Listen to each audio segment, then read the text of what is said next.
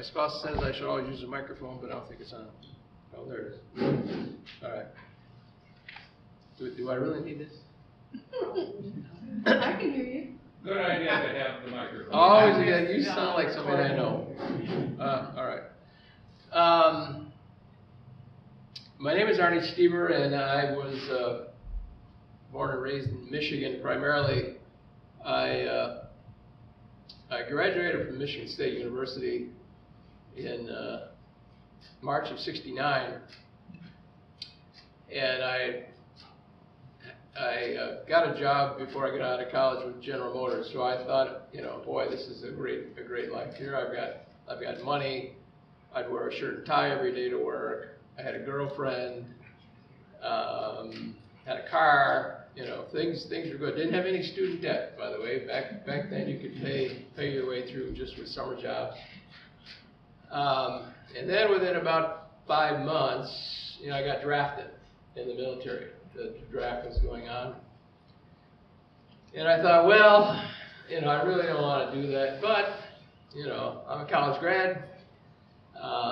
They're gonna see that, so they're gonna send me to Germany. I'll drink beer for 2 years, and then I'll come home and get my job back at GM, and life will go on as normal. My first introduction to military logic was when they said, and I was a really good troopie in basic training. I thought if I'm a really, you know, if I just keep my head low and do everything they tell me, then they'll send me to clerk school. So my first introduction to military logic was when I got out of basic training. They said, oh, your next duty assignment is to train in infantry, train to be an infantry person in Fort Polk, Louisiana.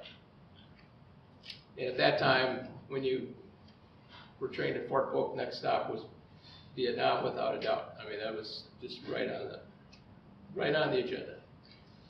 So I went to the commanding guy and I said, well, you probably didn't see my resume. You know, this is the military logic. He says, well, you're already trained, so you're going to make a good infantry person. Most of these other people, you know, we got to train them to be cooks and truck drivers and clerks because they don't have any other skills. All right. So anyway, I spent 14 months in Vietnam as an infantry person. I got back. I didn't think I changed at all. You know, you think you're still the same wonderful person that went over there. But over the course of time, well, a long time, I realized that things had changed. Fortunately, my girlfriend, my spouse, was trained in special ed, so she was able to cope with my stuff. So my life was fairly normal. You know, we got married very soon after I got back. I had a job. I got a master's degree in business from the University of Pittsburgh.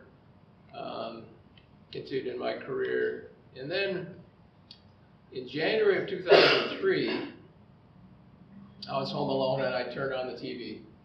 And I had never watched anything about Vietnam or read books or any of that stuff. And the movie Platoon was playing.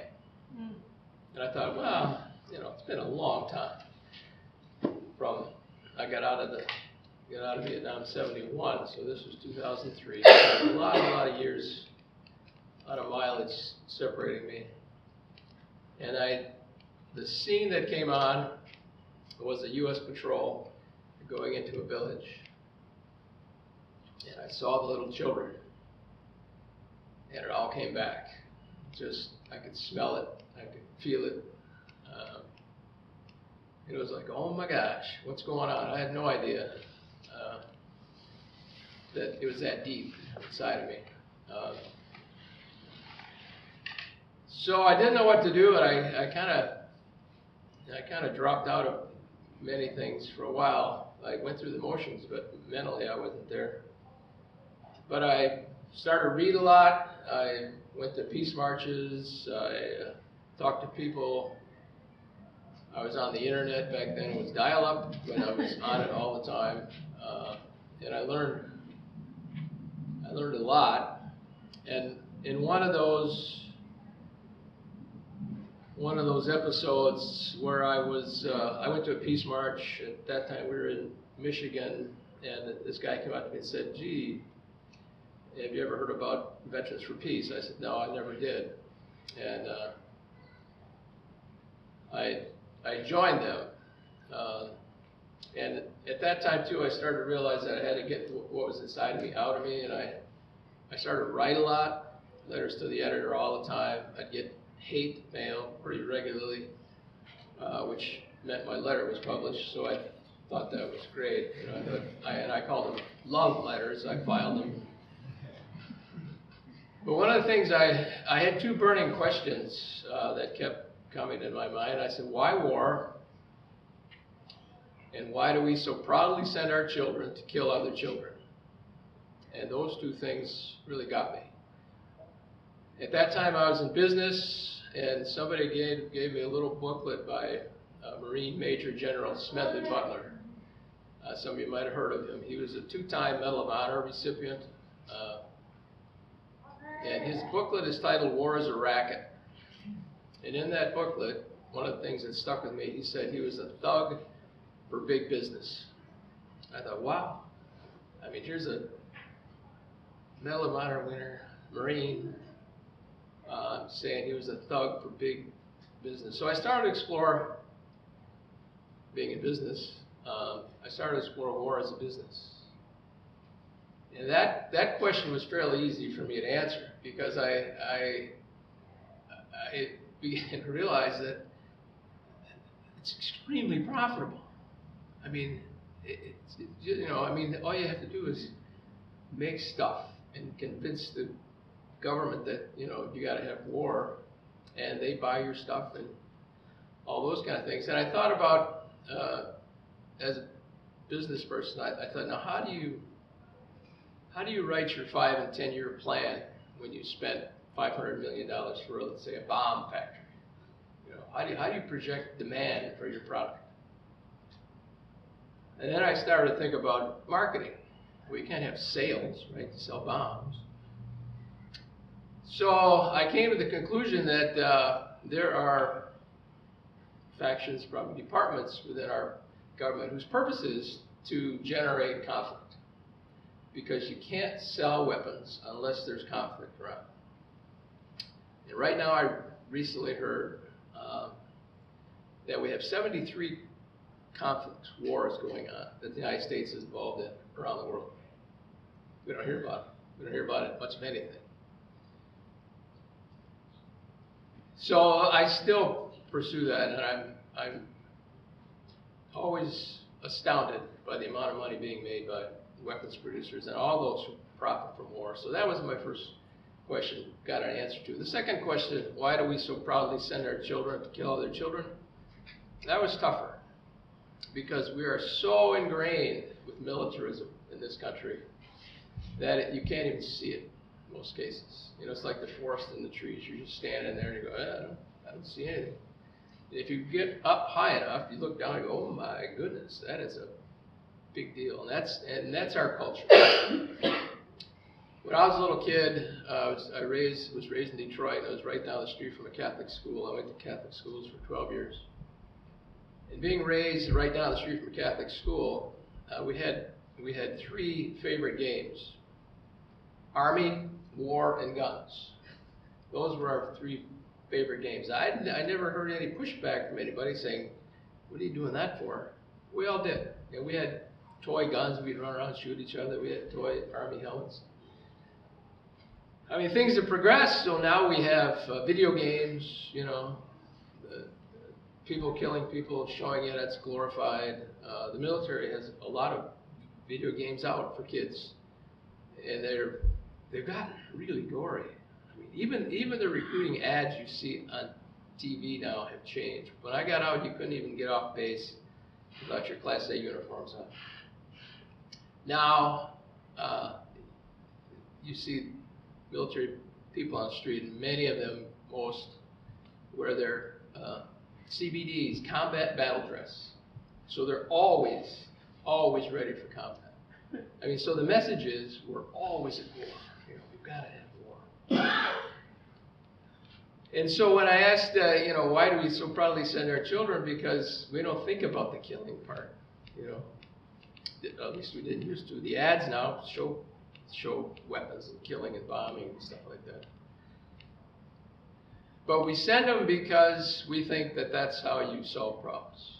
You know, it's glorious to be in the military. We wave the flag, you know, we sing the songs, until you start to realize, like jet flyovers at sporting events. My thought now is that thing was designed to kill people. And it flies over, everybody's going, yeah! What about the people who were affected by that thing that drops bombs and shoots rockets? So those were, you know, two things that really, the two questions that really got me. And I said, now what do I do with this? You know, what do I do with this stuff? And joining Veterans for Peace, I joined in Michigan. I found a group of veterans who believed what I believed, and I thought I was the only one. You know, you wake up and you go, oh my God, no one thinks this. I never hear anybody speak against the military. And so I found VFP, and I got associated with them big time, and they might be extreme to say they saved my life, but they helped me mentally more than I can say. Veterans for Peace was formed in 1985. We have chapters all over the country, and 7 other countries. Our newest chapter, by the way, is in Russia. Interesting. It is interesting, yeah. And so there's a lot of people, including ex-military people, you know, who did what they did, but then they go, geez, oh man, what do I do with that? You know, how do I get that out of my system? In my case, it's always about, I keep telling myself, it's just planting seeds. Always planting seeds. Most of the time, I don't see any results.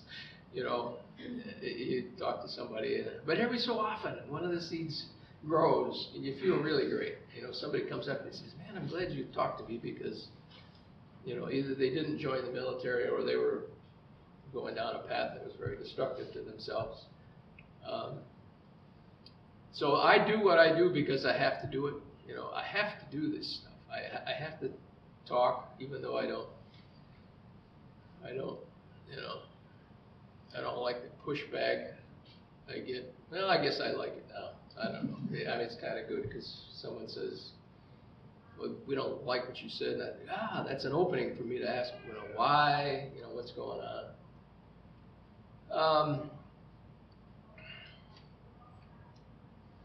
And we have,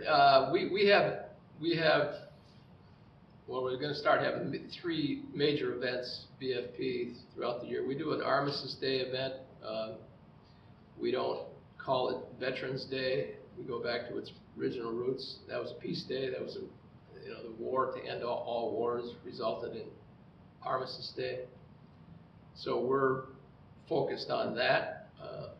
We have Martin Luther King's birthday event, and we focus on his 1968 speech, where he talked about going into the inner city and talking to the gangs and saying you shouldn't use violence. And they came back to him and said, why not? Because that's what our government does, you know. And so that changed his whole perspective. And one of the things he says is, we must speak. And so I must speak. And the third thing we're going to start having regular basis is a Memorial Day event. And if you want to get on our email list, there's a couple sign-up sheets back there. But that event is going to be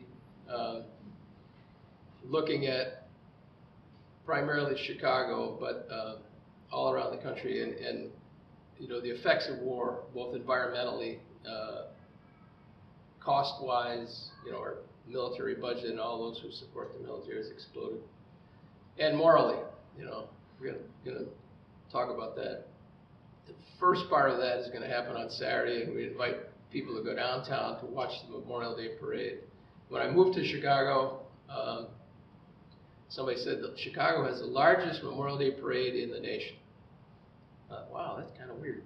Normally you go and, local people, parading down the street. So I went down there, and I was overwhelmed. The parade is vast majority is about 6,000 youth dressed up in military uniforms marching down the street. And I don't think there was anybody with skin color that looked like mine. And it stunned me. And I thought, what world is this? I mean, and it goes back to my question, why do we so proudly send our children to kill their children? Because we give them recognition, for being in the military. And so I thought about that for a little while, and I thought that would be a good project for ChicagoVFP to take on, talking about the militarization of our whole culture, but focused on students, focused on youth, and try to get the military out of the public schools. And as a result of that, Libby joined VFP. She is an expert in, maybe that's, you don't like that word probably. She's been doing counter recruiting for a long time and has a lot of information to share with you, about how to get the military out of the schools. Chicago is also the most militarized school system in the nation. Some say the world. I can't imagine anybody having more militarized kids. We have about 8,000 kids in some form of military training. We have full-time military schools within Chicago Public School. It's awful. So I'm going to pass it to Libby, and before I do, you use a word that raises a red flag with me. You connected military and service together. He was in the military service, or he was in the service. The reason I don't like that connection is because service to me is somebody who does something good, like the person who fixes your car. That to me is service. What I did and a lot of people did and were involved with, it wasn't service. I mean, it was death and destruction. And that's the main purpose of the military, is the infliction of violence. And to call that service to me is awful. And I know that word is ingrained in everybody. And I feel really, sometimes I feel bad about passing up. I have a card, by the way, that says, please don't thank me for my service. And it explains why I say that. But anyway, having said that, Libby. Okay.